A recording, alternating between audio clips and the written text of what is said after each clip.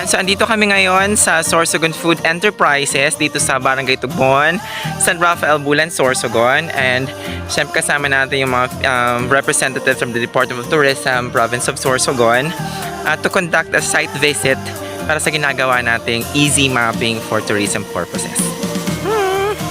Ito yung final product nila. Ayun na.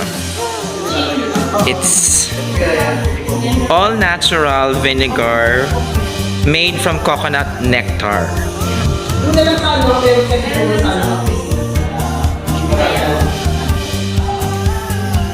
Fermented vinegar.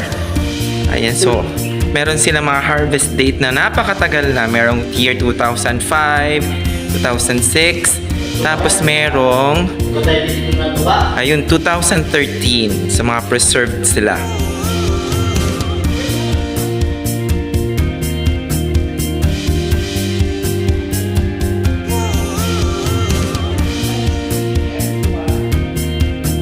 Nandito tayo ngayon sa Canyasal Resort. Pasok! Yes, Miss Jorilyn Canyasal.